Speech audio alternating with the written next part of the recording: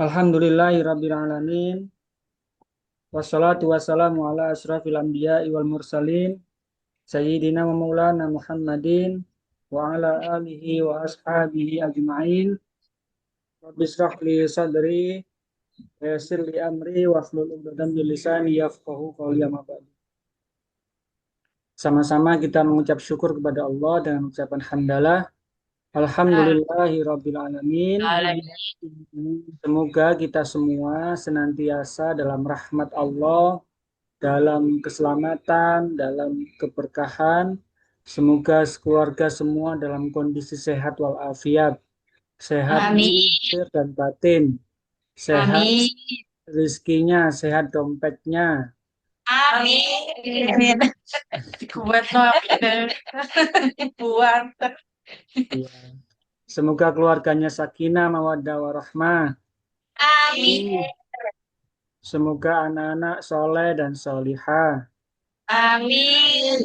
Anak-anak yang berbakti kepada kedua orang tuanya dan kelak menjadi anak-anak yang menjadikan kita menjadi pemberat ketika timbangan amal di akhirat, karena anak-anak yang soleh dan senantiasa taat kepada Allah. Amin. Senantiasa kita bersolawat kepada Rasulullah, Allahumma sholli ala Muhammad wa ala ali sayyidina Muhammad. Semoga kita diberikan Allah kekuatan untuk bisa mengikuti sunnah-sunnah Rasulullah, untuk bisa melaksanakan sunnah-sunnah Rasulullah, dan kelak kita layak disebut sebagai umat Nabi Muhammad. Dan Nabi Muhammad pun mengakui kita sebagai umatnya. Semoga yang hadir, yang sudah melangkahkan kaki setiap langkah dari rumahnya menuju tempat majelis ngaji, itu diberikan kemudahan, diberikan keberkahan, diampuni dosanya, dan diangkat derajatnya. Amin. Semua tentu ingin masuk surga, kan? Amin. Kita sekarang berada di taman-taman surga. Anginnya sepoi-sepoi gitu ya. Sejuk. Sejuk ya. Jadi kalau sebelum masuk surga, maka harus cinta dulu dengan taman-tamannya. Mau masuk ke taman surga. Nah, kajian-kajian agama, majelis taklim itu adalah taman-taman surga. Sebagaimana Rasulullah menyampaikan, seandainya kamu berada di suatu tempat jauh dari tempat tinggalmu dan kamu menemukan taman-taman surga, maka masukilah. Sahabat bertanya, taman surga itu apa ya Rasul? Yaitu majelis-majelis taklim, tempat-tempat untuk menimba ilmu agama. Itu adalah taman-taman surga. Nah, kita berharap masuk surga, sementara ke tamannya saja tidak mau atau mungkin kurang semangat, kurang istiqomah, maka itu tidak menunjukkan kesungguhan untuk kita bisa nantinya bisa berharap masuk surga. Nah, kita berharap, kita doakan teman-teman kita, saudara-saudara kita, semoga diberikan kesempatan, waktu, kesehatan, bisa sama-sama ngaji bersama kita semua. Amin ya rabbal alamin. Kita juga mendoakan orang-orang yang munafik, orang-orang yang dolim, orang-orang yang masih kafir, yang belum memeluk Islam. Semoga Allah berikan petunjuk hidayahnya. Allah lembutkan hatinya. Allah buka tabir-tabir yang menutupi hatinya. Karena sejatinya manusia sejak dalam kandungan itu sudah mengakui Allah SWT. Cuma ketika lahir, kemudian anak tersebut diwarnai oleh orang tuanya. Mau Majusi, Yahudi, Nasrani, itu karena orang tuanya. Nah, ini juga mumpung tahun ajaran baru ya. Anak-anak yang mungkin anaknya masuk SD, masuk TK, masuk SMP, masuk SMA, persiapkan untuk memilihkan sekolah yang terbaik buat anak-anak. Karena itu sebagai tanaman jariah yang kelak nanti dipanen oleh orang tuanya.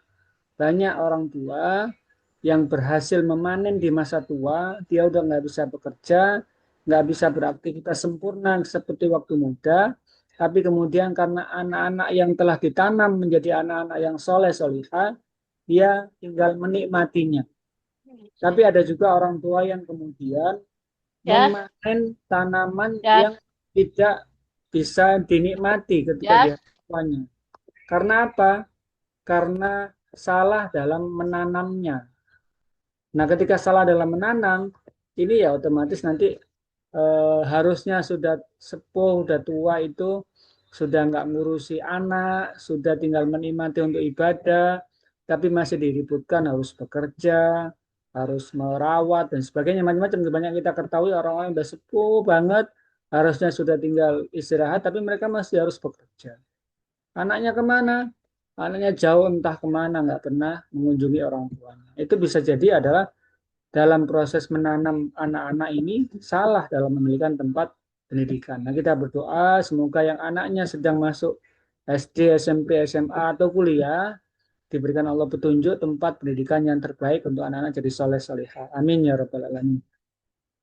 Kita mulai ngaji kita dengan membaca suratul Fatihah, membaca syahadat, istighfar dan sholawat serta doa dalam menuntut ilmu. Kita mulai sama-sama Al-Fatihah. A'udzu billahi minasy syaithanir rajim.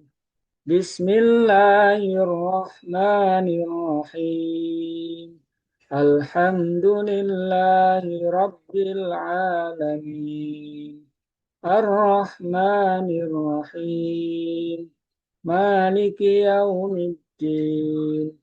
Iyyaka na'budu wa iyyaka nasta'in. Ihdinas siratal mustaqim. Siratal ladzina an'amta 'alaihim ghairil maghdubi 'alaihim waladdallin. Amin. Bismillahirrahmanirrahim. Ashhadu an la ilaha illallah wa ashhadu anna Muhammadar Rasulullah. Ashhadu an la ilaha illallah wa ashhadu anna Muhammadar Rasulullah. Astaghfirullahal adzim wa atubu ilaih. Astaghfirullahal adzim wa atubu ilaih. Astaghfirullahal adzim wa atubu ilaih. Allahumma salli ala sayyidina Muhammad وعلى آل سيدنا محمد كما صليت على سيدنا إبراهيم وعلى آل سيدنا إبراهيم وبارك على سيدنا محمد وعلى آل سيدنا محمد كما باركت على سيدنا إبراهيم وعلى آل سيدنا إبراهيم في العالمين إنك حميد مجيد. بسم الله الرحمن الرحيم. رضيت بالله ربا وبالإسلام دينا وبمحمد نبيا ورسولا. ربي زدني علما وارزقني فهما. اللهم افتح لنا حكمتك وانصر علينا رحمتك من خزائن رحمتك يا أرحم الراحمين. اللهم ارزقنا يا رب فهم النبيين وحفظ المرسلين وإلهام الملائكة المقربين في عافية يا أرحم الراحمين. Amin ya rabbal alamin. Alhamdulillahirabbil alamin. Semoga Allah senantiasa memberikan kita ilmu yang bermanfaat yang nantinya akan mengalirkan pahala terus-menerus buat kita.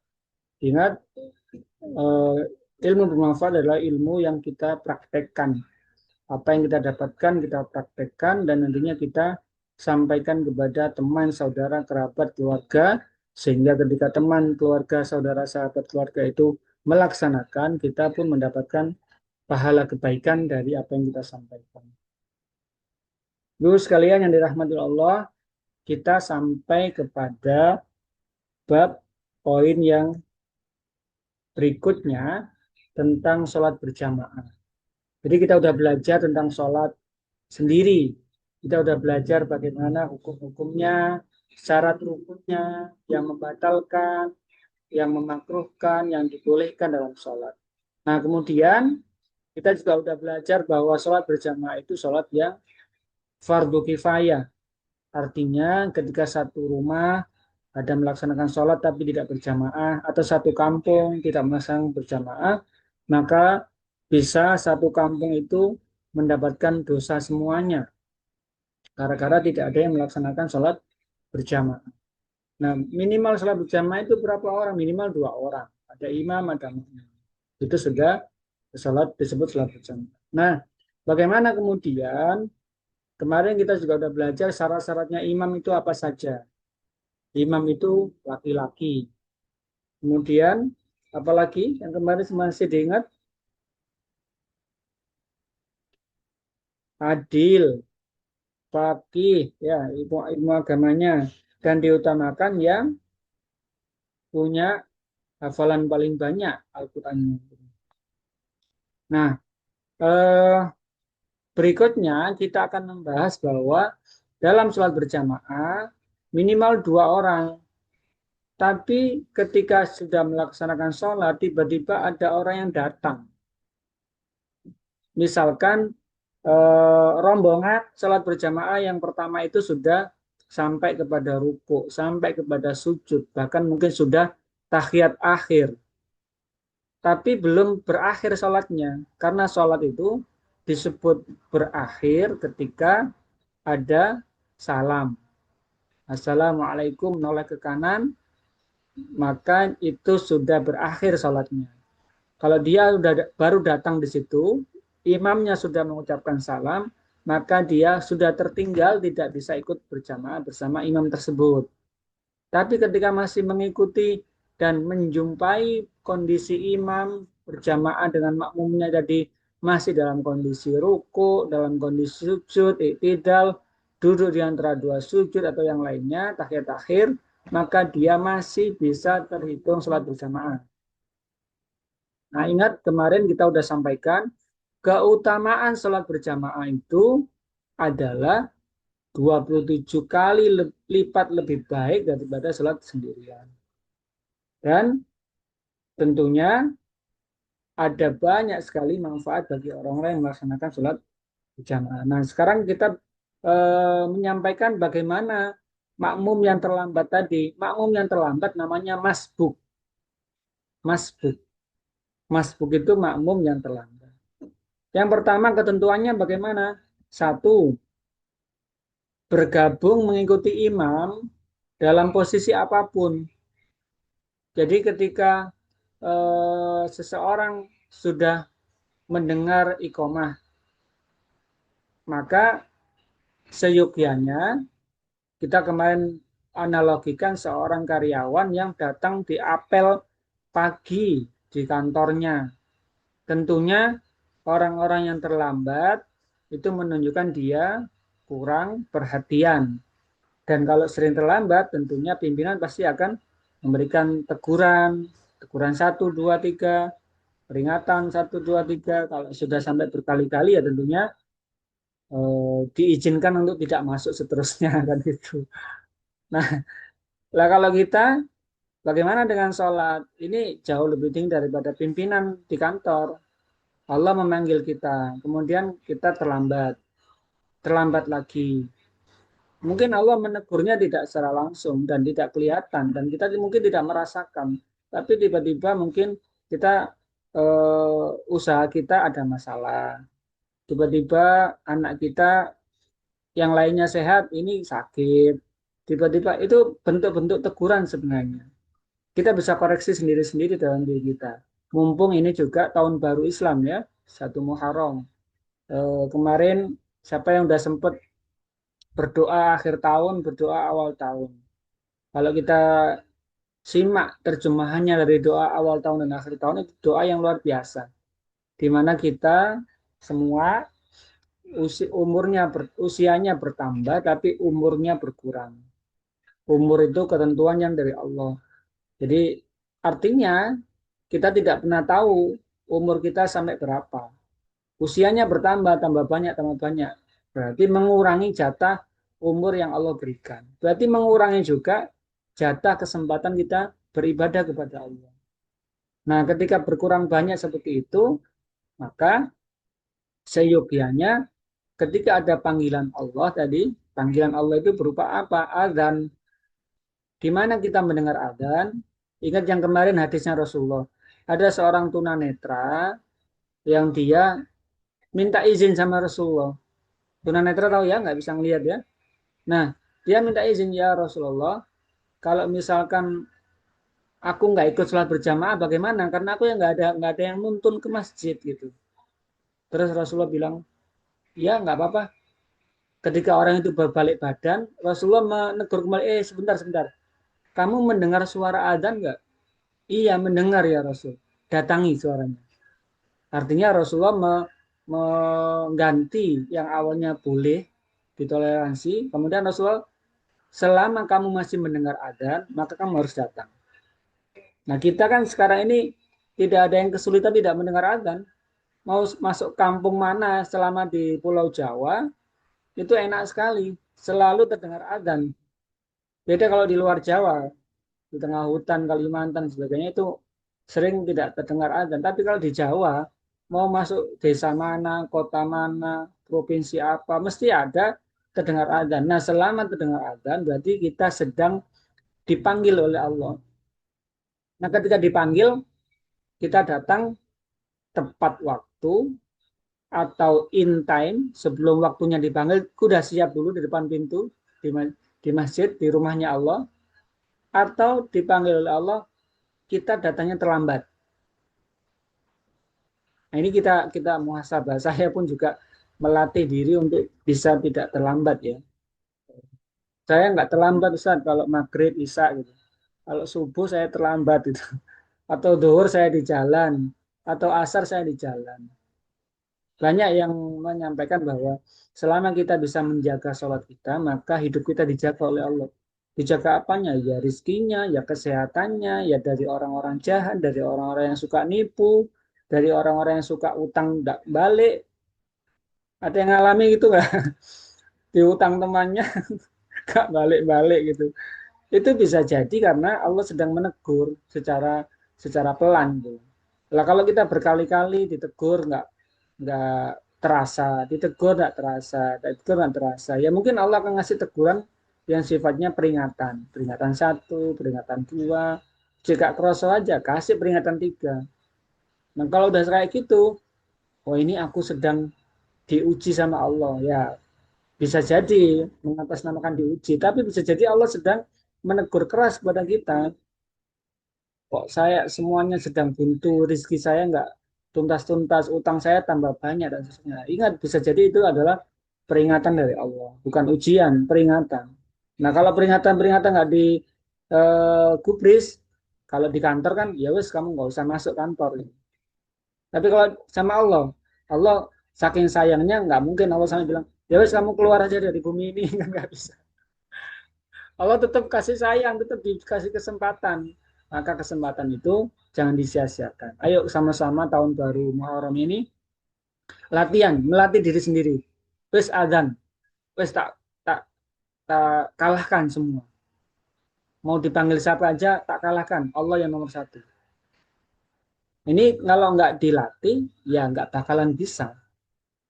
Apa nunggu dipanggil secara langsung, yang manggil malaikat Israel. Nah, kalau udah kayak gitu kita nggak bisa nolak lagi. Datang sekarang, dipanggil Allah. Ya sudah datang. Sudah.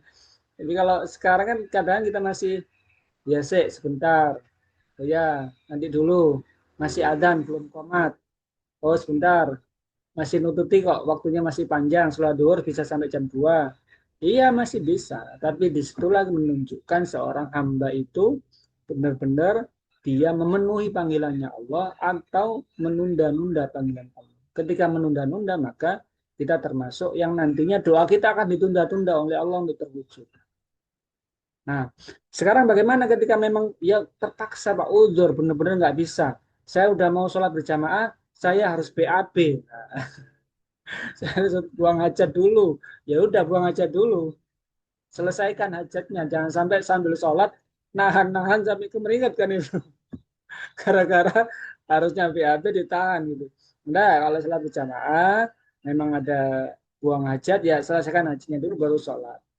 Nah, ketika mengalami terlambat, maka ketentuan yang pertama adalah langsung ikut posisi imam sedang apa.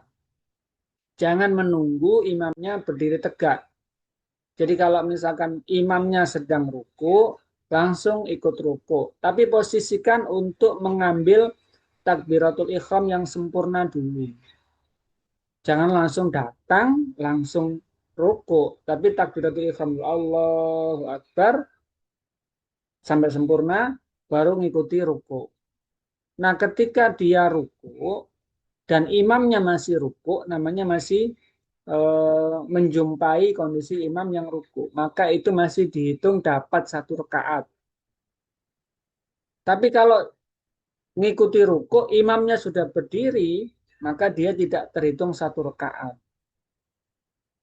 Loh, lah rugi Pak, saya ikut jungkar-jungkir tapi nggak hitung 1 rakaat. Tidak ada yang rugi karena malaikat tetap mencatat dan kita tidak pernah tahu, bisa jadi pas kita ikut ruku itu Allah memanggil atau menjemput nyawa kita, kita sedang dalam kondisi ruku.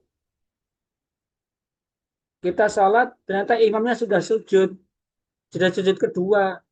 Terus tak anteni ae, mari ini kan imamnya mesti ngadeg. Aku sapal kok, mesti imamnya ngadeg gitu. Ya mesti apal ya. Tapi kita akhirnya tidak punya kesempatan untuk ikut sujud itu. Kita nggak tahu pas sujud tiba-tiba Allah panggil. Nah, itu kan husnul khotimah insya Allah. Kita nahan-nahan untuk itu. Padahal sujudnya itu tetap dihitung sebagai pahala. Maka menemui imam kondisi apa, ikutilah itu. Sebagaimana Rasulullah menyampaikan dalam sebuah hadis, "Idza ata ahadukumus sholata wal imamu ala halin falyasum kama yang saul imam." Apabila salah seorang dari kalian mendatangi sholat dan imam sedang berada pada posisi tertentu, maka hendaklah dia melakukan seperti yang dilakukan imam. Hadis riwayat Tirmidzi, dan eh, ini ulama mengamalkan hadis tersebut karena dikuatkan oleh riwayat lainnya. Itu ketika sholat berjamaah dalam kondisi masbuk gitu ya. Kemudian yang kedua ketentuannya, terhitung 1 rakaat jika mendapatkan ruku.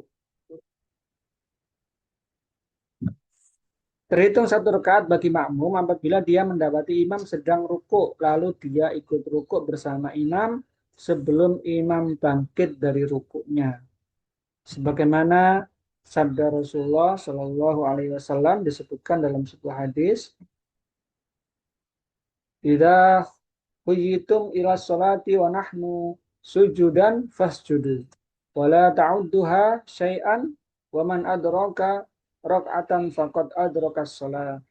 Apabila kalian mendatangi salat dan kami sedang sujud, maka ikutlah sujud. Tetapi janganlah kalian menghitungnya 1 rakaat. Adapun orang yang mendapati ruku lalu dia telah mendapati Adapun orang yang mendapati ruku, maka dia telah mendapati sholat 1 rakaat. Disebutkan dalam Imam Al-Albani dalam Irwatul Khalil dan disebutkan dalam Kanzul Ummah. Kemudian yang ketiga adalah menyempurnakan rakaat yang tertinggal setelah imamnya salam. Jadi ketika dia ikut sholat berjamaah maghrib misalkan, dia masuk di rakaat kedua atau posisi imam sedang sujud, maka dia langsung ke sujud. Nah, nanti kan pas rakaat kedua itu imamnya kan duduk tahiyat awal, ya ikut duduk tahiyat awal. Nanti berdiri lagi rakaat ketiga imamnya, tapi kita rakaat kedua. Setelah imamnya salam assalamualaikum assalamualaikum, maka kita berdiri lagi menambahkan 1 rakaat.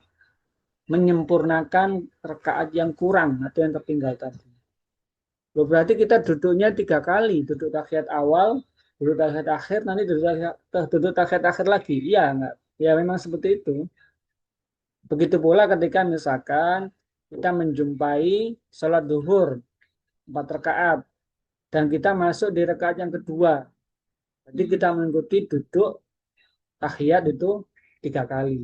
Tahiyat awal sama imam, kemudian lalu dilanjutkan dengan tahiyat awal lagi kita sendiri karena baru terhitung 2, baru kemudian menambah 2. Gitu. Gitu ya. Nah, kemudian menyempurnakan rakaat yang tertinggal setelah imam salam. Apabila imam telah mengucapkan salam, maka makmum berdiri untuk menyempurnakan rakaat yang tertinggal dan menjadikan rakaat yang tertinggal itu sebagai rakaat akhir. Rasulullah bersabda dalam hadisnya, "Fama adraktum fasallu wama qataltum wama qatalkum fa'atimmu." Ikutilah gerakan imam sesuai apa yang kalian dapatkan dan sempurnakanlah sesuatu yang kalian tidak dapatkan. Hadis riwayat Ahmad. Nah, jika seseorang mendapati 1 rakaat terakhir pada sholat maghrib, misalkan, maka setelah itu dia berdiri lalu menyempurnakan 2 rakaat. Yang pertama membaca Fatihah dan surat, dan rakaat kedua membaca Al-Fatihah saja, kemudian tasyahud dan salam. Boleh baginya menjadikan rakaat yang tertinggal itu sebagai permulaan sholat. Berdasarkan riwayat lain dari Rasulullah, wa ma qatakum faqdu, dan rakaat yang kamu lewati maka gantilah. Oleh karena itu, apabila tertinggal 1 rakaat pada sholat maghrib, maka setelah itu dia berdiri, lalu mengerjakan 1 rakaat itu dengan bacaan Fatihah dan surat dengan bacaan keras, seperti halnya bacaan pada rakaat yang dia lewati, kemudian tasyahud dan salam. Sebagian ulama berpendapat bahwa menentukan rakaat yang didapati oleh makmum sebagai rakaat pertama adalah pendapat yang lebih kuat. Ini ketika kita ingin menyempurnakan rakaat yang tertinggal dalam sholat berjamaah. Ketentuan berikutnya adalah bacaan makmum di belakang imam. Jadi kalau berjamaah kan biasanya imamnya udah baca keras nih, Fatihah, surat, dan sebagainya. Bagaimana dengan makmum? Tidak wajib bagi makmum untuk membaca Fatihah atau surat pada sholat jahriyah.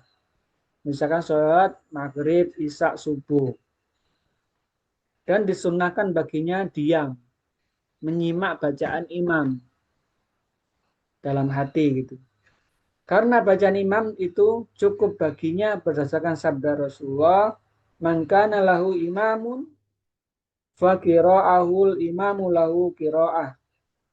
Barang siapa yang sholat bersama imam, maka bacaan imam itu adalah bacaan baginya. Rasulullah juga bersabda, "Mali unaza'ul Qur'an." Mengapa mengikuti atau menyamai bacaanku dan mendahului Al-Quran? Setelah itu kaum muslimin berhenti membaca ayat pada sholat jahriyah. Jadi para sahabat dulu ketika Rasulullah ngimami, mereka juga membaca sendiri. Baca Fatihah sendiri, baca surat sendiri. Nah itu kan bisa, makmumnya bisa lebih cepat daripada imam kan. Dicepet-cepetkan bisa juga, karena imamnya mungkin bacanya kesuwen, tak cepet mau gitu. Nah Rasul menegur, mengapa menyamai bacaanku dan mendahului Al-Quran? Ini teguran dari Rasulullah. Maka di situ menunjukkan bahwa ketika sholat yang jahriyah, sholat maghrib, isya, subuh, itu makmum boleh dan tidak wajib untuk membaca Fatihah atau membaca surat.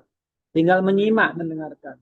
Tapi kalau sholat duhur, asar, itu kan syria ya, imamnya tidak memperdengarkan bacaannya, maka makmumnya membaca sendiri.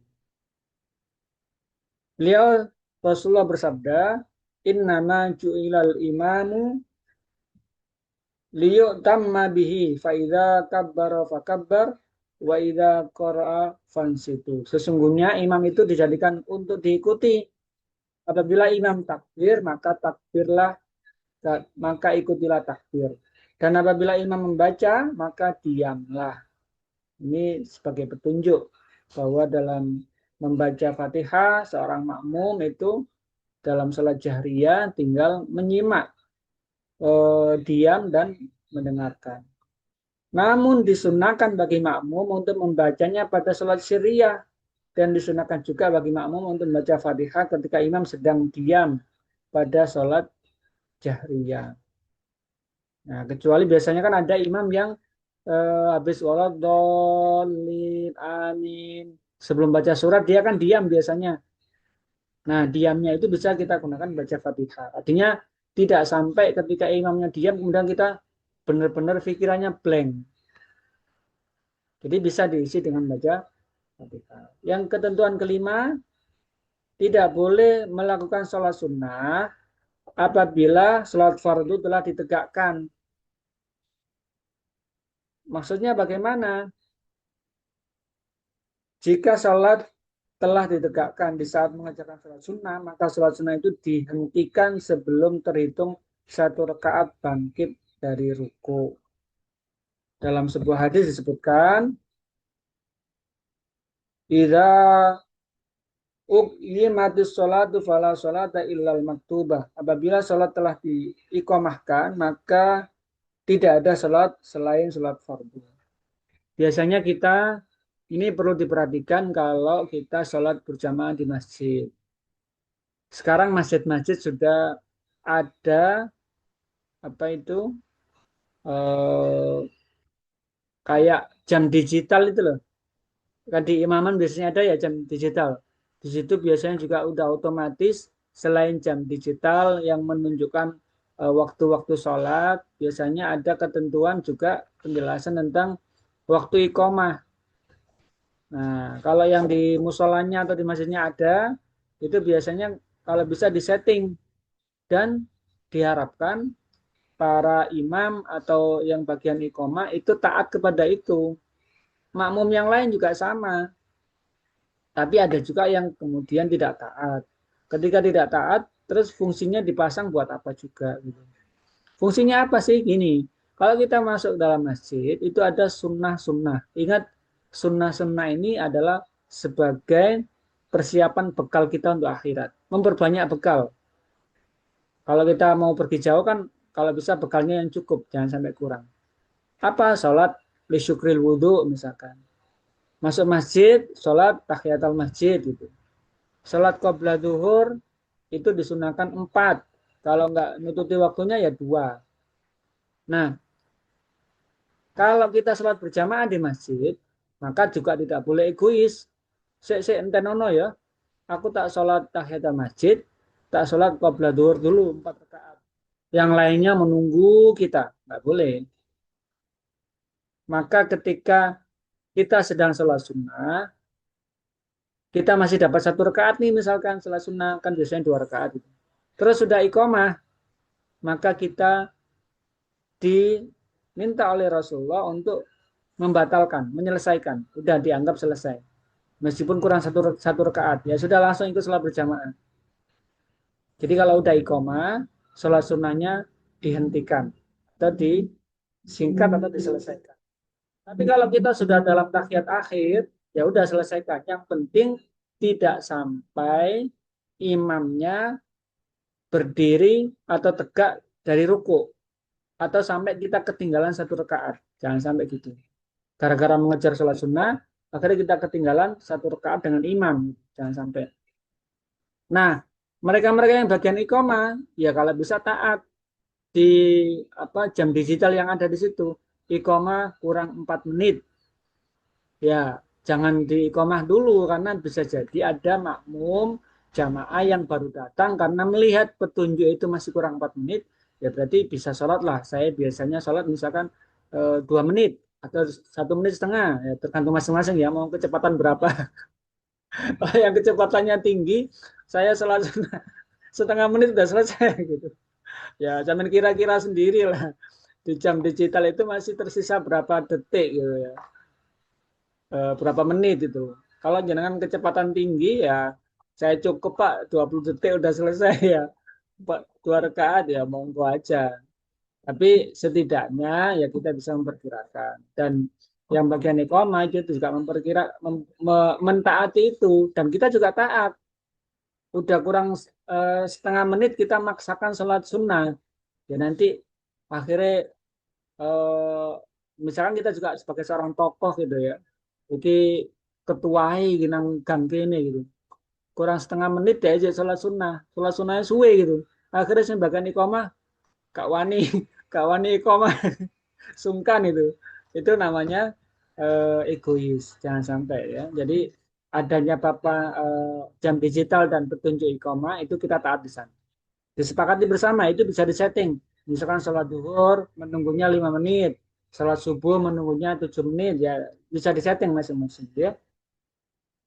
Berikutnya adalah eh, orang yang mendapati sholat asar telah ditegakkan namun belum menunaikan sholat duhur. Para ulama berbeda pendapat tentang hukum orang yang belum sholat duhur dan sholat asar telah ditegakkan. Apabila dia melanjutkan berdiri mengerjakan sholat asar tepat setelah sholat duhur berjamaah, ataukah ikut sholat bersama imam dengan niat sholat asar, kemudian setelah selesai berdiri lalu mengerjakan sholat duhur dan asar dalam bentuk penjagaan tertibnya sholat. Seandainya tidak ada sabda Rasulullah, Rasul menyampaikan, maka janganlah kalian menselisih imam. Tentu ikut melakukan sholat bersama imam dengan niat sholat zuhur itu lebih utama.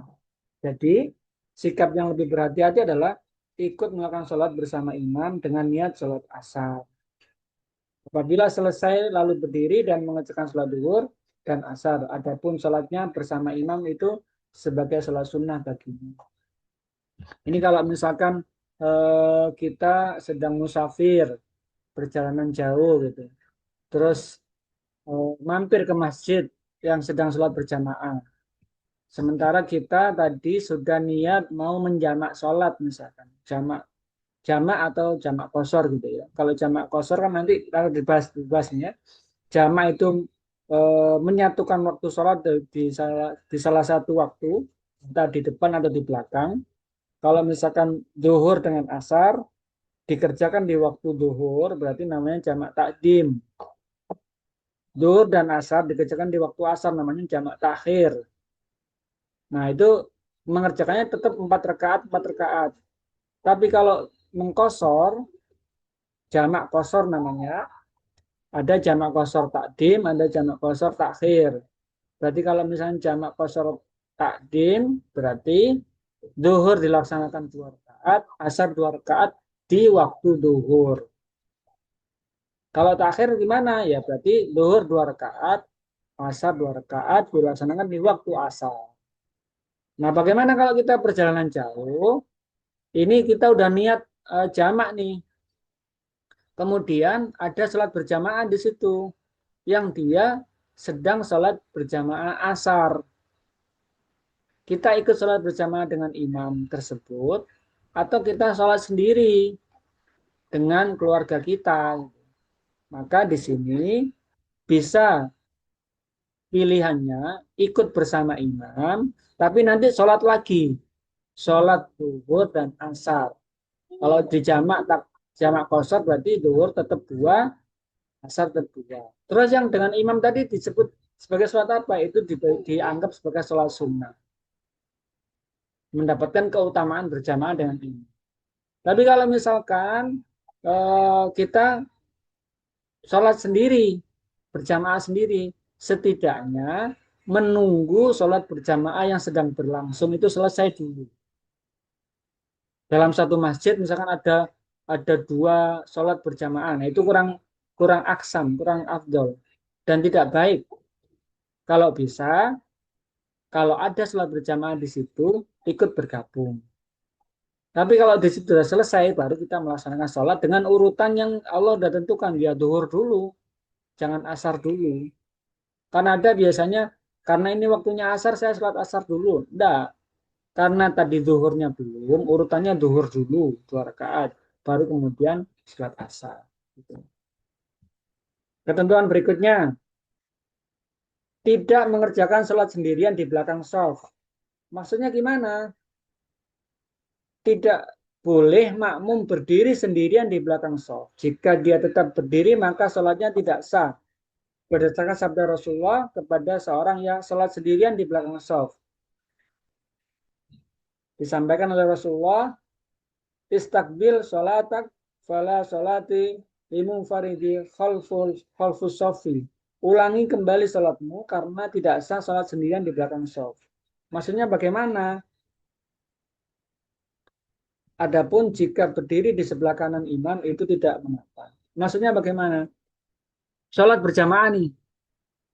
Shaf pertama sudah penuh dan kita berdiri di shaf belakangnya shaf pertama. Tapi kita sendirian. Nggak ada temannya blas, indil-indil dewe gitu. Nah, itu dianggap tidak sah. Berjamaahnya tidak sah. Maka boleh ketika seperti itu sebenarnya adalah menarik satu jamaah di depannya untuk bersama-sama di belakang. Tapi nariknya ya ditarik nemen sampai orangnya kaget geblak gitu ya. Jadi ditarik kasih kode bahwa kita sendirian di belakang, minta ada teman yang menemani di belakang. Karena itu yang disampaikan, kecuali kalau misalkan sholatnya berdua, maka tidak di belakang imam, tapi di sebelah kanannya imam. Agak sejajar, selisih sedikit langkahnya. Satu atau dua langkah, imamnya lebih maju. Nah, shaf pertama itu lebih utama. Ini ketentuan berikutnya. Disunahkan bersungguh-sungguh untuk mengerjakan sholat pada shaf pertama dan di sebelah kanan imam. Berdasarkan sabda Rasulullah, innallaha wa malaikatahu yusholluna ala shafil awal. Qalu ya Rasulullah wa ala tsani wa fis salisa qala wa ala tsani. Sesungguhnya Allah dan para malaikat mendoakan orang-orang yang sholat di shaf pertama. Para sahabat bertanya, wahai Rasulullah, yang di shaf kedua juga? Pada ketiga kalinya dia menjawab, ya, yang di shaf kedua juga. Tapi yang lebih utama adalah di shaf pertama. Maka usahakan kalau berjamaah di masjid yang jamaahnya lebih banyak, itu sebisa mungkin kita berada di shaf pertama. Ini adalah para laki-laki ya khususnya. Karena shaf sebaik-baiknya shaf bagi para laki-laki adalah shaf pertama. Sebaik-baiknya shaf perempuan adalah yang paling belakang. Itu beda. Sabda beliau menyampaikan, khairus sufufi ar-rijalu awwaluha wa syarruha akhiruha wa khairus sufafi an-nisa akhiruha wa syarruhu awwaluha. Sebaik-baik shaf bagi laki-laki adalah yang paling depan dan seburuk-buruk shaf bagi laki-laki yang paling belakang. Serta sebaik-baik shaf bagi perempuan itu adalah yang paling belakang dan seburuk-buruk shaf baginya yang paling depan. Jadi kebalikannya. Kalau perempuan, shaf yang paling bagus itu yang paling belakang. Laki-laki yang paling depan. Kemudian beliau bersabda, innallaha wa malaikatahu yusholluna 'alal ladzina yusholluna 'alan nas yusholluna 'ala mabamini sufa. Sesungguhnya Allah dan para malaikat mendoakan orang-orang yang sholat di shaf-shaf sebelah kanan. Di sebisa mungkin kita, kalau ini beberapa ini ya istilahnya ciri-ciri gitu ya. Kalau masjidnya NU biasanya jamaah perempuan di samping ya. Jadi ada di samping tapi nanti tetap satu shaf di depan itu nggak boleh diisi. Tapi kalau di masjid-masjid Muhammadiyah biasanya shafnya perempuan pasti di belakang. Gitu. Kalau mengikuti petunjuk Rasulullah, memang di hadis itu shaf itu urutannya adalah pria dewasa, kemudian anak laki-laki, kemudian shaf perempuan, baru anak-anak perempuan. Bagaimana kalau misalnya anak-anak itu anak kita nggak mau dipisah, nah itu bisa diapit kedua orang tuanya. Yang penting dia sudah ngerti. Ngerti itu mestinya apa? ketika sudah takbiratul ihram dia nggak jalan-jalan gitu. Karena ada itu anak-anak kecil yang jalan-jalan sampai mengganggu jamaah yang lain gitu. Malah ada disebutkan itu jempol kaki anaknya ditali dengan kaki ayahnya supaya nggak jalan-jalan.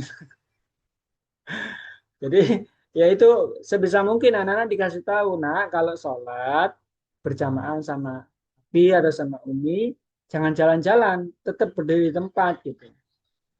Tapi kalau dia udah bisa mandiri, ya urutannya dia di belakang, di belakangnya. Kalau laki-laki di belakangnya jamaah laki-laki dewasa, di depannya jamaah perempuan dewasa. Nanti yang perempuan, anak-anak di belakangnya jamaah perempuan dewasa. Kayak gitu penataannya. Kemudian sabda Rasulullah menyampaikan, taqaddamu fa'atimu bil yatama. Majulah kalian, lalu salatlah, lalu ikutilah gerakanku. Dan hendaklah orang yang di belakang kalian mengikuti kalian. Dan bagi orang-orang yang selalu terlambat sholat, hingga Allah mengakhirkan mereka. Jadi dalam sholat berjamaah, diusahakan satu, soft itu adalah pilihan terbaik. Kemarin sempat mendapatkan sebuah insight inspirasi buat buat saya secara pribadi. Ketika dia ditanya, pekerjaannya apa, Pak? Pekerjaan saya menunggu waktu sholat. Loh, maksudnya apa? Jadi dia punya usaha, usahanya itu di sebelahnya masjid, dan setiap kali adzan, tokonya ditutup, sholat. Habis itu dagang lagi, dibuka lagi. Jadi dia pekerjaan ditanya, dia tidak menyebutkan saya pekerjaannya buat toko, buka toko enggak, tapi dia bilang kerjaannya apa? Saya menunggu waktu sholat. Keren. Jadi sisa-sisa waktu yang dia nggak sholat itu dia gunakan hanya untuk mengisi waktu.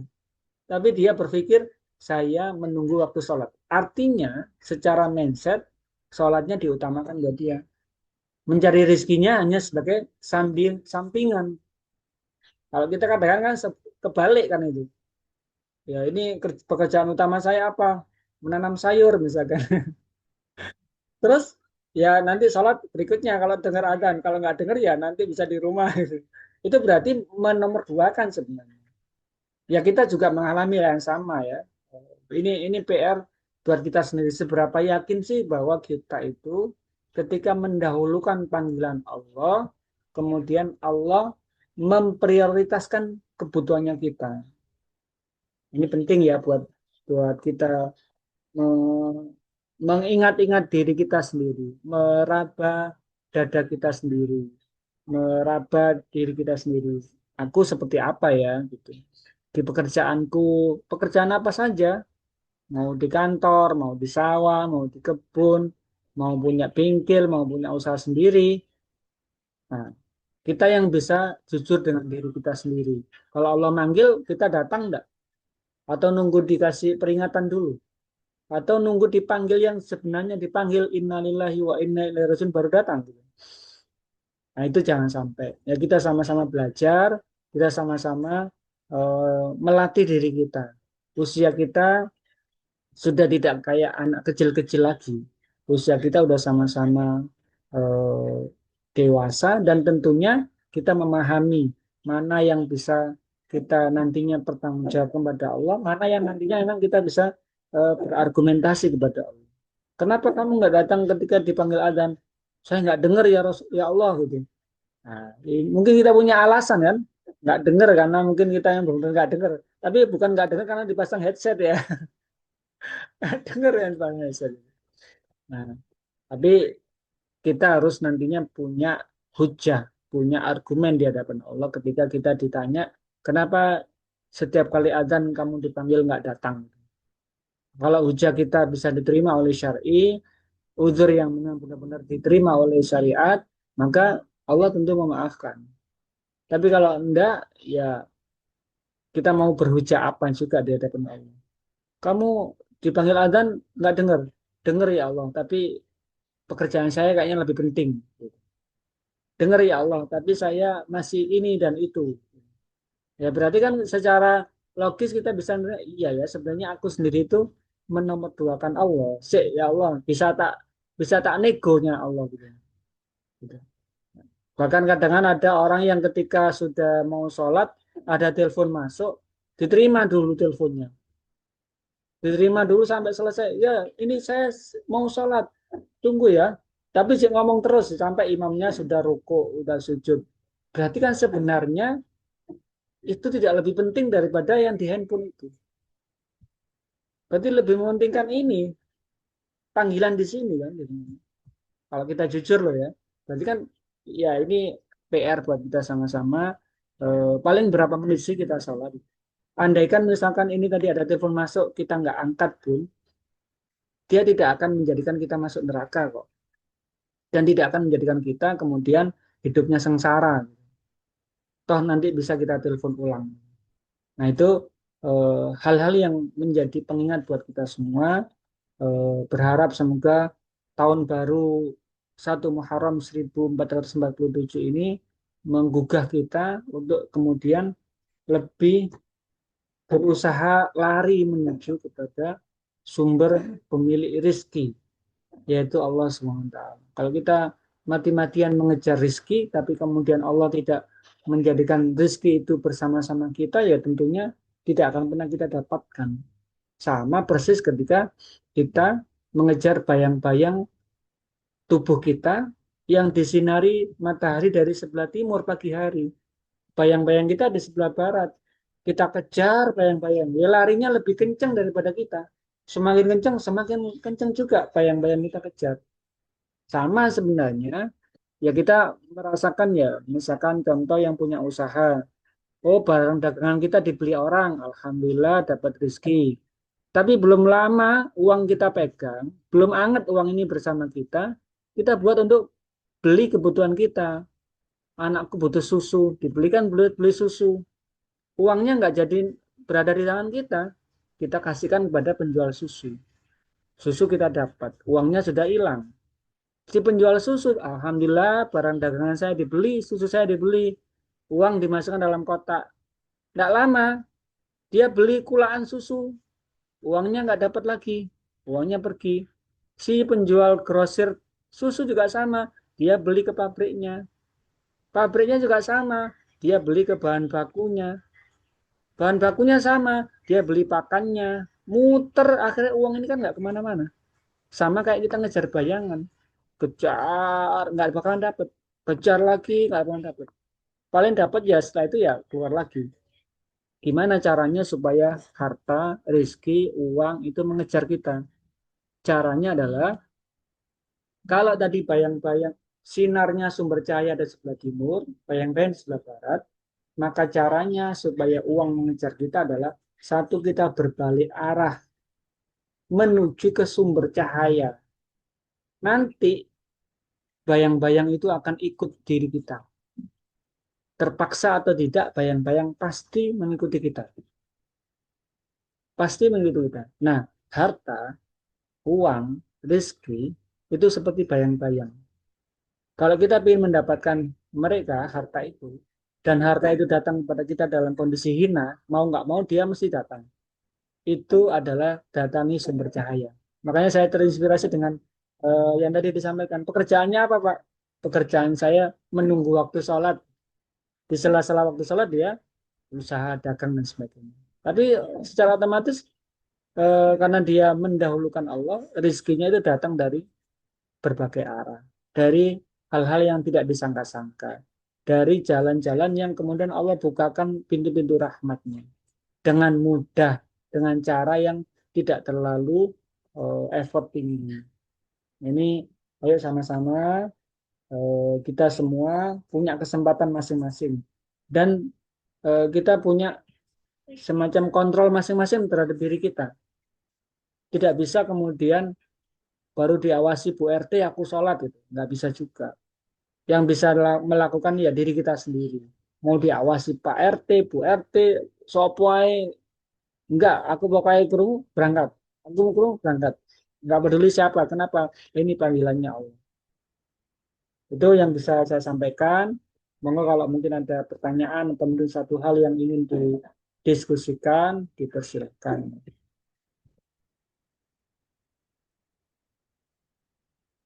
Monggo. Assalamualaikum. Oke, waalaikumsalam, Bu Titis.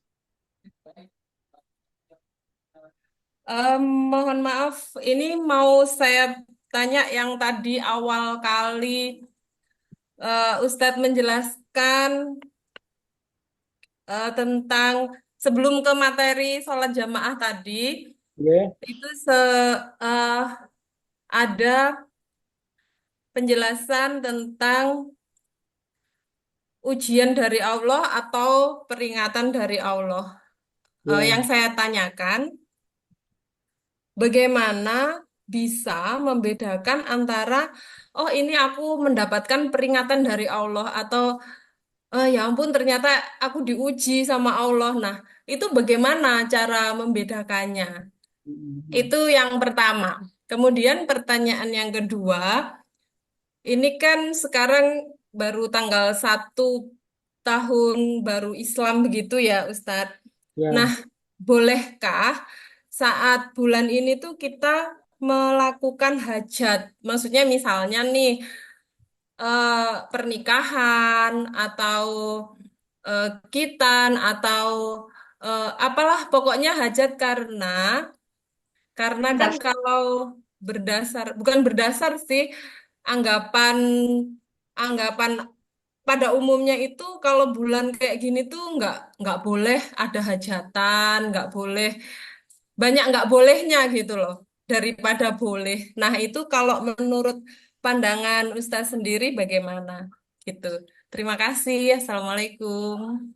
ya, waalaikumsalam warahmatullahi wabarakatuh. Alhamdulillah, pertanyaannya bagus dan ini eh, menarik untuk dibahas. Yang pertama, bagaimana kita mengetahui apakah ini ujian ataukah cobaan gitu ya? Peringatan. Apakah ini ujian atau peringatan?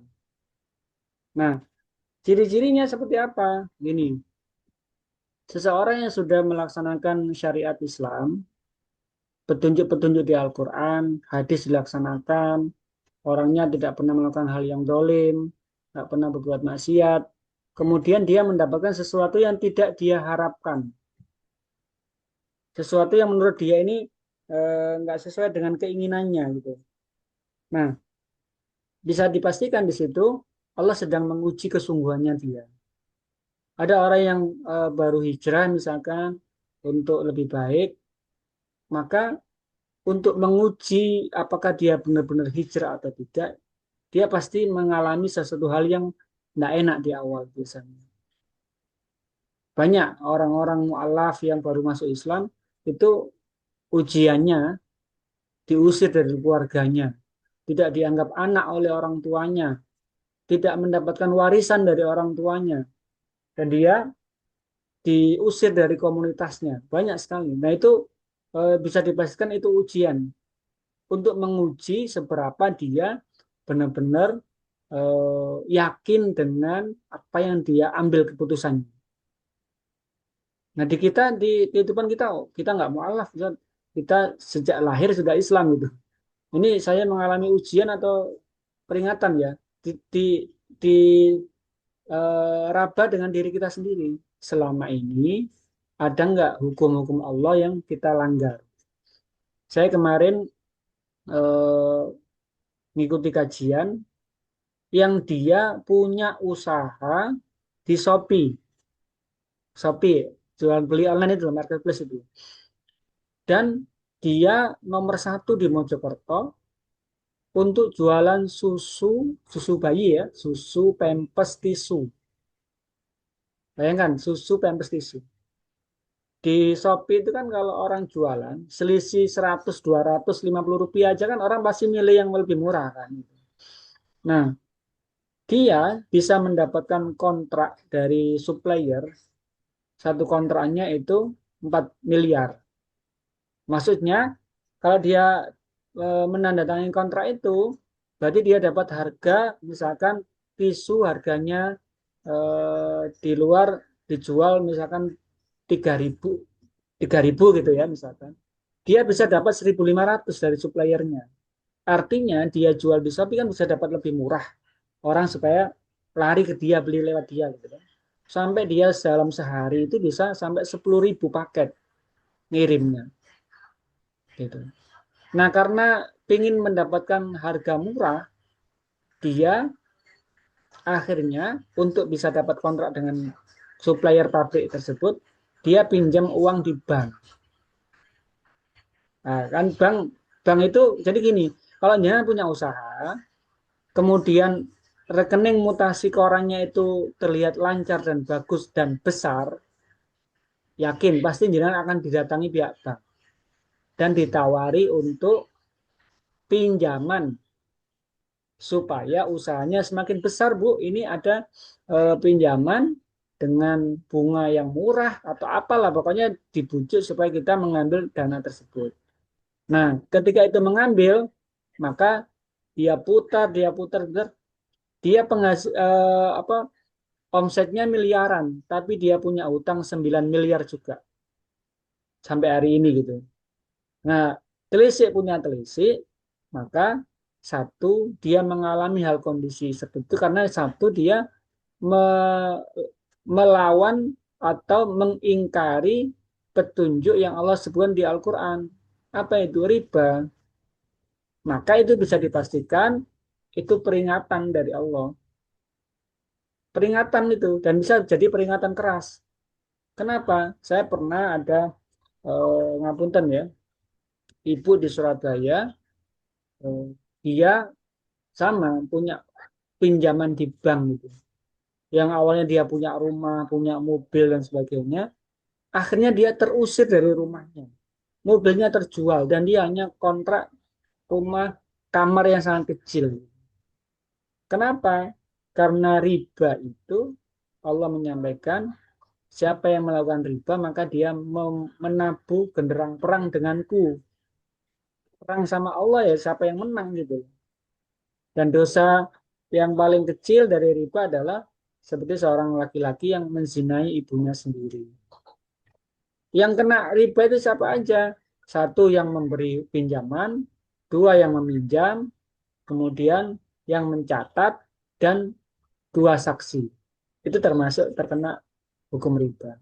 Maka kalau misalkan itu dialami, nah ini bisa jadi itu peringatan dari Allah. Peringatan itu bentuk sayangnya Allah, berarti kita diperingatkan supaya kembali. Diperingatkan dalam bentuk apa?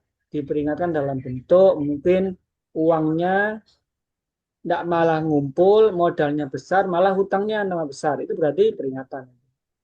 Bisa jadi penghasilan yang dia dapat itu habis untuk hal-hal yang tidak seharusnya dia keluarkan. Anak sakit, masuk rumah sakit, kecelakaan, ditipu orang, barang tidak dibayar. Itu adalah bentuk-bentuk peringatan. Dan itu kita bersyukur Allah masih memperingatkan. Kalau nggak diperingatkan, itu bisa terkena istilahnya apa? Istidroj. Istidroj apa? Jadi Allah menjadikan diri kita seakan-akan enak, tapi sebenarnya sedang Allah jatuhkan nanti ketika sudah kondisi kita nggak sadar. Gitu ya Bu Titis ya. Jadi tinggal cek diri kita. Kita sudah melaksanakan sesuatu sesuai dengan petunjuk Allah, kemudian mendapatkan sesuatu yang tidak sesuai yang kita inginkan, berarti itu kita sedang diuji. Diuji seberapa kita sungguh-sungguh dengan apa yang kita yakini, dengan yang kita imani. Tapi kalau kemudian kita memang ada sesuatu yang dilanggar oleh Allah, kemudian mendapatkan sesuatu hal yang tidak sesuai dengan yang kita inginkan, maka sadarilah kita sedang diperingatkan oleh Allah. Dan ingat, peringatan Allah itu bisa peringatan SP1, SP2, SP3. Dan kita nggak tahu batasnya Allah ngasih antara SP1 dengan SP2 ini berapa lama, kan nggak tahu kan. Bisa saja langsung aja SP telu gitu kan. SP telu ya jangan sampai kemudian kita dalam kondisi yang su'ul khotimah, meninggal dalam kondisi yang tidak baik. Kita berharap semuanya husnul khotimah, lulus sebagai manusia menghadap Allah dalam keadaan husnul khotimah. gitu ya. Kemudian pertanyaan yang kedua, nanti kalau masih kurang mau ditanyakan supaya lebih detail, monggo. Itu tentang kalau ini kemarin saya dapat ilmu baru, ini sekalian saya share ya. Ada nggak yang memang punya utang dengan bank? Ada mboten? Wah, banyak. Banyak, Ratusan juta. ratusan juta. Nah, kemarin ya dikasih tipsnya. Nanti kalau mau saya perkenalkan dengan teman-teman di Sidoarjo yang dia sudah selesai utangnya. Bukan bukan ratusan juta, miliaran Bu mereka. Beneran. Jadi gini, ini saya kasih tipsnya sebentar ya. Teman saya kebetulan beliau kerja di Saudi Arabia, bagian memetakan sumber minyak di laut. Sebelum berangkat ke sana, dia itu punya utang 150 juta.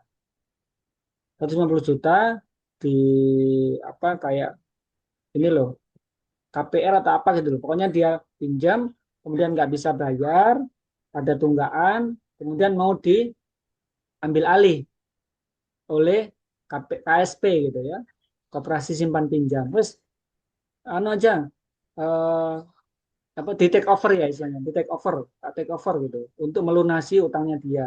Nah, setelah di take over, dia dapat uang kan untuk mengambil sertifikatnya. Sertifikatnya diambil, kan pindah ke KSP akhirnya sertifikatnya. Betul ya? Dia punya utang sama pihak developer, kemudian nggak bisa bayar, masih kurang sekian puluh juta misalkan. Nah, mau disita, maka kemudian dia di take over oleh koperasi simpan pinjam. Ini tak take over supaya sertifikatmu bisa kamu ambil, nggak urusan dengan pihak developer lagi. Dikasih uang sesuai kebutuhannya dia untuk ngambil sertifikat. Sertifikat didapat, sertifikatnya kan pindah tempat ke KSP lagi kan. Dia udah nggak pegang uang, tapi dia pindah mengasur pada KSP dengan diatur tenor yang lebih panjang lagi. Nah, sampai kemudian di take over lagi dengan pihak Surabaya. Sampai hari ini, beliau waktu itu bayarnya 1 bulan itu 5 juta, ini sudah berjalan 4 tahun. Jadi kalau 5 juta kali 4 tahun, berarti itu kali berapa itu? 5 kali, anggap aja 40. Udah 200 lebih kan? Iya, 200 juta lebih kan? Nah, temen yang ngaji itu ngasih tahu, Pak, berarti utang sampean wis lunas sebenarnya. Tapi hitungannya pihak pihak KSP tadi, dia harus terus bayar sampai September 2026. Masih kurang 70-an juta lagi. Gitu. Nah, ternyata nanti kalau jenengan mengalami yang sama, nanti ini nggak bisa langsung malam ini ya. Satu yang pertama, jangan dibayar angsurannya. Loh, Pak, aku diparahin debt collector. Om aku disita, aku dibentak-bentak, dimarah-marah. Udah. Jawabannya ketika ada debt collector datang adalah karena dia pekerjaannya memang seperti itu, layani dia seperti tamu, kasih minum, kasih kue. Kalau dia marah-marah dan sebagainya, bilang jawabannya adalah gini aja. Iya Pak, saya akan lunasi. Sudah selesai gitu aja. Ngomong apa aja, iya Pak saya lunasi. Iya Pak saya lunasi. Nah dia akan ngomongnya kasar dan sebagainya. Nggak kena dengan kita, dia bawa orang lagi dan sebagainya. Terus omamu tak sita dan sebagainya. Iya, iya Pak, silakan nggak apa-apa. Saya akan tetap bayar. Dia hanya gertak semua. Bahkan dia yang lebih keras nanti dia akan lewat keluarga kita, saudara, adik, orang tua dan sebagainya. Yang penting dia dapat uang.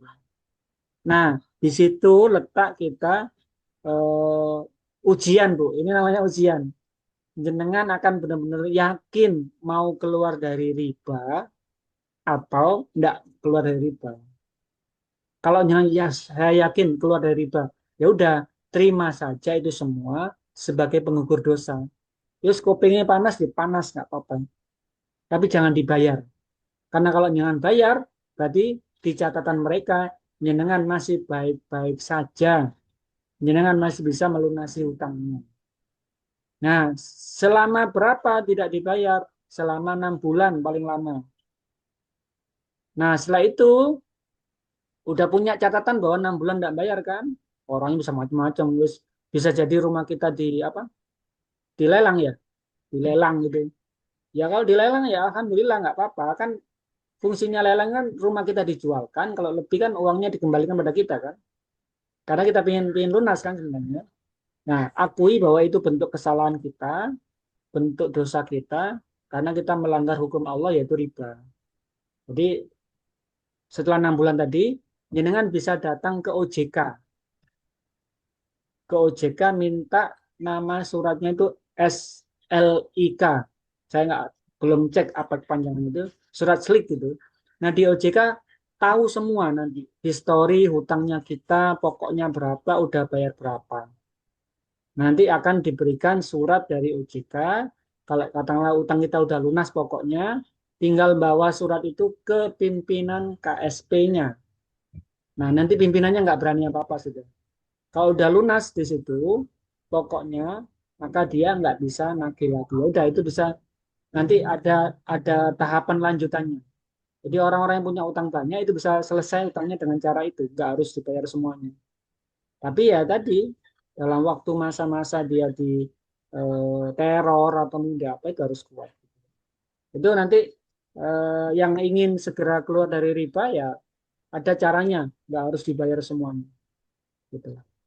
Itu Bu, monggo yang nanti bisa nanti bisa saya sambungkan dengan teman-teman yang sudah pengalaman menyelesaikan masalah-masalah utang riba di Sidoarjo. Bisa kenalan. Kemudian yang pertanyaan kedua tadi ya, berkenaan dengan malam 1 Syuro ya, atau di bulan Syuro, bulan Muharram. Bulan Muharram adalah bulannya umat Islam. Dan bulan Muharram memiliki kedudukan mulia dan dianggap sebagai salah satu bulan yang suci dari 4 bulan yang lainnya, yaitu Muharram, Rajab, Dzulqa'dah, dan Dzulhijjah. Ini bulan suci.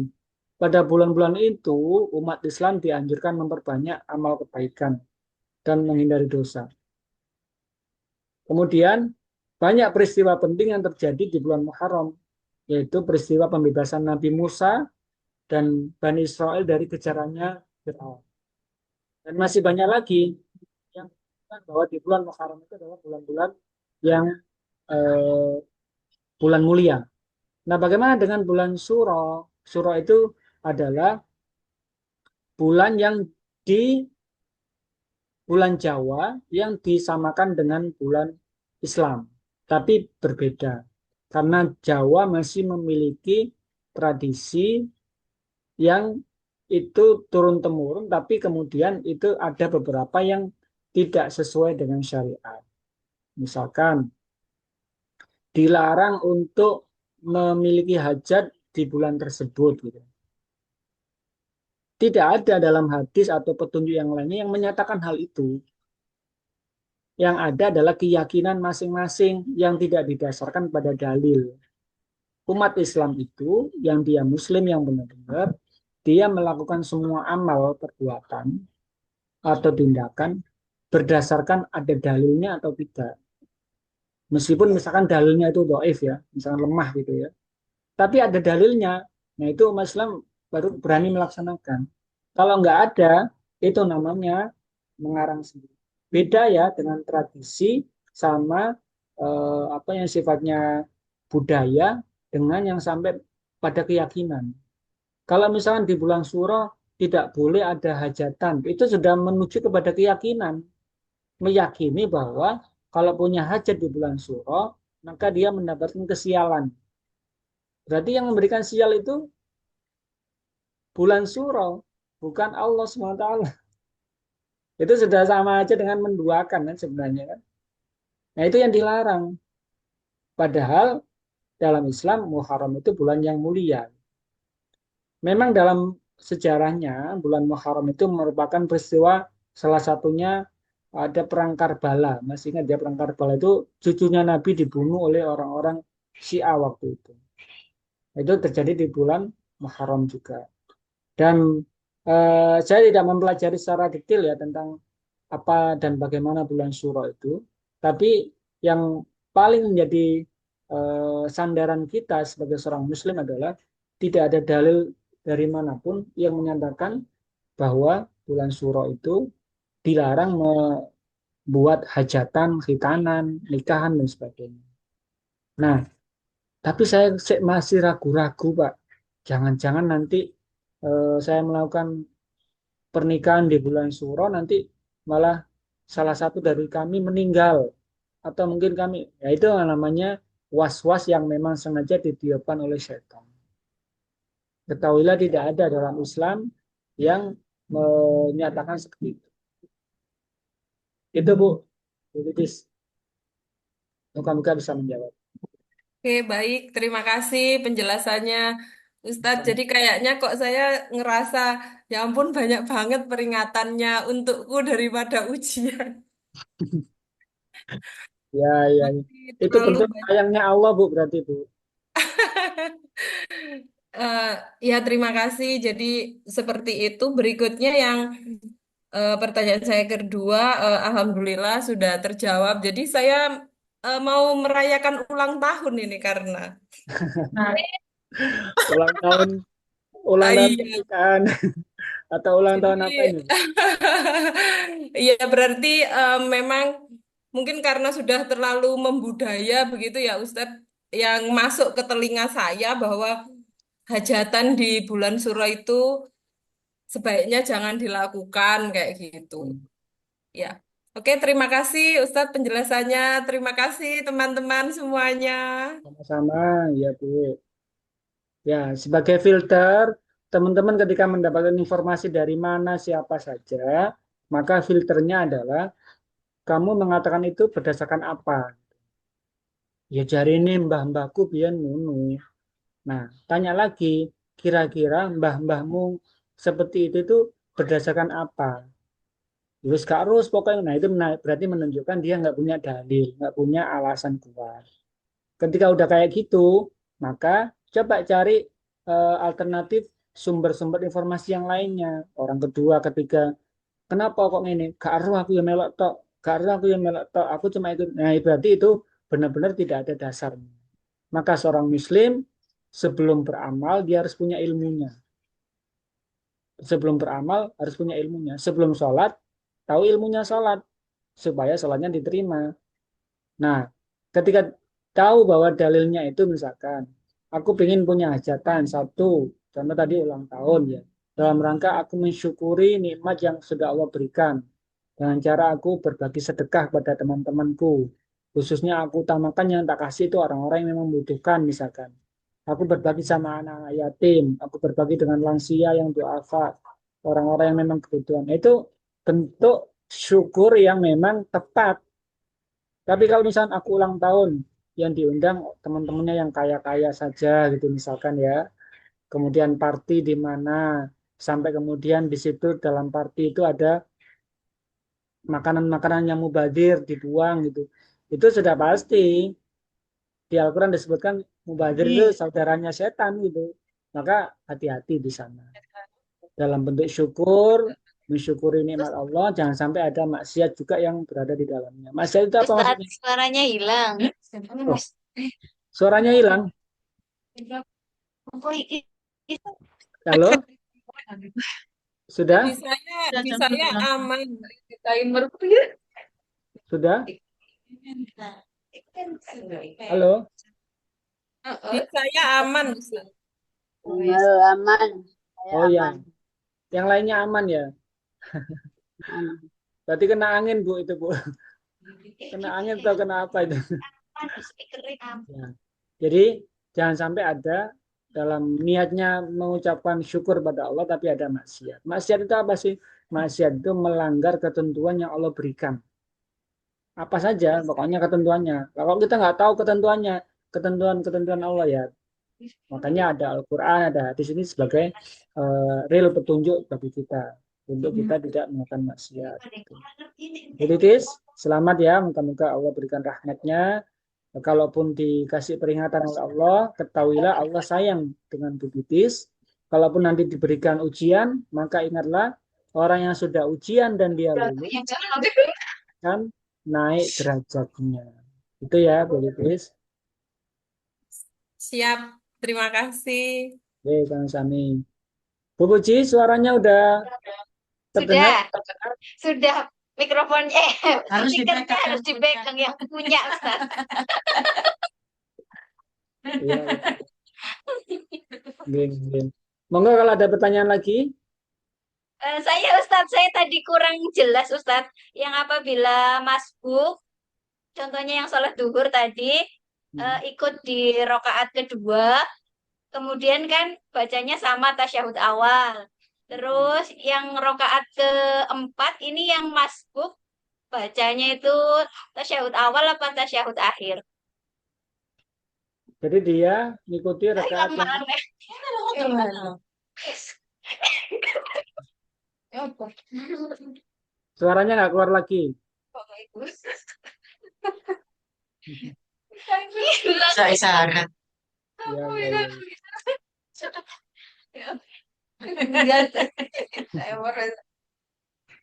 Ya. Halo, masih terdengar? Oh, iya. Ya. Iya. Jadi dia ikut sholat berjamaah zuhur. Kemudian Iya. dia mendapati rakaat kedua. Akhirnya dia kekurangan ketinggalan satu rakaat kan berarti. Iya.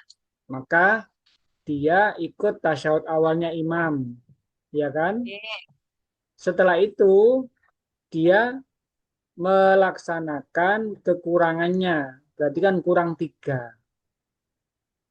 Kurang 3 rakaat ya, betul ya? Iya. Maka di rakaat yang kedua dia bisa tasyahud awal lagi. Oh, berarti imamnya tasyahud akhir, masbuknya bacaannya tasyahud awal, ngoten Ustaz. Ya, ya. Oh, iya. Nanti tinggal menambah 1 rakaat lagi dan tasyahud akhir. Oh, nggih. Paham. Nah, moga-moga enggak masbuk ya. Amin. Kita bisa. Terus gini Ustaz, eh, waktu imamnya bacanya kan tasyahud akhir itu kan panjang kan Ustaz. Sementara yang masbuknya kan cepet, terus ngapain Ustaz? Terus ngapain gitu. Ya, kemarin di masjid sebelah sini dekat desa itu mengadakan sholat qiyamul lail gitu ya. Sholat qiyamul lail, rukuknya panjang. Rukuknya lama, sujudnya lama. Terus ngapain gitu ya? Biasanya Bacaan kenapa? ya, bacaannya bisa diulang. Bisa diulang. Misalkan subhana rabbil azimi wa bihamdi, ya udah diulang itu. Karena yang disebutkan kan gini, tumak nina itu minimal membaca subhanallah. Ya kan? Minimal membaca subhanallah. Itu minimal. Maksimalnya tidak pernah disebutkan oleh Rasulullah. Paham ya maksudnya ya? Jadi minimal membaca subhanallah. Setelah ruku sempurna, baca subhanallah. Sudah boleh berdiri lagi, tegak. Tapi itu minimal. Maksimalnya Rasul tidak pernah menyebutkan. Oh, saya bacanya 3 kali. Subhana rabbil azim hamdi. Subhan 3 kali. Yaitu hitungan yang dibuat oleh manusia. Tapi sejatinya itu tidak ada batasan maksimalnya. Lah kalau pas imamnya tasyahud akhir, bacaannya agak panjang. Saya cuma tasyahud awal saja. Terus saya membaca apa? Bisa membaca tasyahud diulang lagi. Dan kemudian memaknai lebih dalam. Atau sekali, tapi dimaknai lebih dalam. At-tahiyyat. Kayak kemudian kita sedang duduk di hadapan seorang raja, yang raja ini mau menghukum mati diri kita. Kita dikasih waktu, silakan kamu bicara. Setelah kamu bicara, kamu akan dihukum pancung misalnya, dihukum mati gitu. Maka orang itu menyampaikan di hadapan raja, at-tahiyyatul, segala kemuliaan untukmu, mubarakatus, dan segala keberkahan untukmu, as-sholawatut thayyibatu lillah, segala keselamatan untukmu, dan segala kebaikan untukmu ya Allah. Kemudian assalamu alaika ayyuhan nabiyyu wa rahmatullahi wabarakatuh. Kita membayangkan kita sebagai Rasul, kita sebagai umatnya Rasulullah disambut oleh Allah. Selamat, assalamu alaika ayyuhan nabiyyu wa rahmatullahi wabarakatuh. Keselamatan untukmu wahai Rasulullah dan keberkahan juga untukmu. Kemudian kita mengucapkan, Rasul mengucapkan assalamu alaina wa ala ibadillahi sholihin. Keselamatan untukku dan untuk orang-orang soleh semuanya. Kemudian baru asyhadu alla ilaha illallah, ya Allah saya bersaksi dengan sungguh-sungguh tidak ada Tuhan kecuali Engkau, dan aku bersaksi bahwa Nabi Muhammad adalah utusan yang Engkau kirim kepadaku untuk aku meniru, meneladani Rasulullah. Nah itu bisa diulang kalau katakanlah menunggu aku wis mari, imamnya kok dorong aku lapo tulisan. Ya disitulah kita kemudian bisa mengulang bacaan tahiyat kita dan lebih memaknai apa yang kita baca. Gitu ya, Bu Puji. Iya, Ustaz. Matur nuwun. Amin. Jadi, Iya. Ada lagi cukup? Ustaz, saya mau tanya. Oke, enggak. Sinten iki? Teddy. Oh, tadi. Ya, Bu Puji. Gila. Monggo, Bu. Saya tanya lagi Ustaz soal tentang jamak takhir ya. Ya, Jamak takhir kan menggabungkan sholat. Contohnya duhur sama asar dikerjakan asar. ya, Berarti yang dikerjakan tadi Ustaz akan menjelaskan yang dikerjakan dulu duhur dulu baru asar. ya, betul. Yes. Saya tuh dulu waktu sekolah saya pernah diajari sama guru saya. Kalau jamak takhir itu misalkan duhur sama asar, yang dikerjakan dulu tuh asar dulu, baru duhur. Alasannya untuk apa? Menghormati pemilik waktu sholat. Dulu kayak gitu Ustaz penjelasannya. Bagaimana? Ya, ketika melaksanakan seperti itu dengan karena berjamaah ya, dengan jamaah yang lain ya, atau sendiri. Sendiri Ustaz. Nah, kalau sendiri disebutkan bahwa tidak boleh merubah urutan sholat. Boleh digabungkan, tapi urutan sholat tetap sesuai dengan urutannya. Kalau misalnya dia sholat asar dulu, dalam rangka menghormati waktu asar, maka nanti dia tetap melaksanakan urutan duhur, kemudian asar lagi. Tapi ketika dia melaksanakan jamak seperti itu, memang ada beberapa, kemarin waktu saya ngisi di masjid itu juga bertanya, Ustaz, ini saya harus gimana? Apakah saya mufarokoh berpisah dengan jamaah ini? Karena imamnya nggak ngasih tahu nggak apa, tiba-tiba dia sholatnya jamak takhir, tapi dia sholatnya sholat asar dulu. Nah, kita kan belum sholat duhur gitu. Nah, seharusnya sholat duhur dulu. Baru kemudian melaksanakan sholat asar. Karena urutan sholat itu adalah urutan yang sudah baku. Duhur, asar, maghrib, isya, subuh.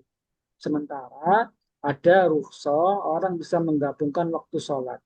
Menggabungkan waktu sholat. Bukan membolak-balik urutan sholat ya. Jadi menggabungkan waktu sholat, duhur dengan asar, maghrib dengan isya. Itu digabungkan waktunya, tapi urutannya tidak berubah. Yang digabungkan waktu melaksanakannya dan jumlah rekaatnya dapat rukhsahnya, yaitu dari 4 jadi 2. Gitu, Bu. Bahwa alam seperti itu yang saya pahami. Oke Ustaz. Oke Ustaz, terima kasih. Ya, sami-sami. Ya. Mau pergi jauh tak, Bu? Ada Ustaz. Barangkali mau pergi jauh liburan sekolah. Ya. perlu Cukup daftar ya? Kenapa, Bu? daftar ulang. Oh, daftar ulang. Ya, ya. Ya, saya doakan anak-anaknya yang sekolah, semoga mendapatkan sekolah yang terbaik ya, yang Amin. dia lebih takut kepada Allah, menjadikan dia lebih tebal imannya kepada Allah, bukan kepada yang lainnya. supaya nanti di akhir usia kita, anak-anak ini kita tinggal panen panen apa ketenangan, panen kedamaian. Karena banyak juga yang anak-anak udah dewasa malah nggak damai hidupnya gara-gara kita salah memberikan tempat pendidikan. Alhamdulillah, kita akhiri dengan ucapan hamdalah. Alhamdulillahirabbil alamin. Astagfirullahaladzim, astagfirullahaladzim, astagfirullahaladzim. Subhanakallahumma wa bihamdika asyhadu an la ilaha illa anta astaghfiruka wa atubu ilaik.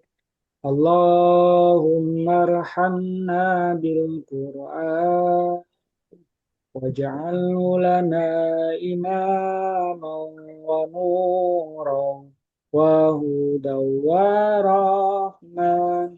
Allahumma dzakirna minhu ma nasina wa'allimna minhu ma jahilna warzuqna tilawatahu ana al-laili wa atrafan nahar waj'al lana hujjatan Ya, ya rabbal alamin. Rabbana atina fid dunya hasanah wa fil amin. akhirati hasanah wa qina adzabannar. Walhamdulillahi rabbil alamin. Assalamualaikum warahmatullahi wabarakatuh. Waalaikumsalam warahmatullahi wabarakatuh. Terima kasih Ustaz. Sekarang dulu ya. Monggo jajak ya.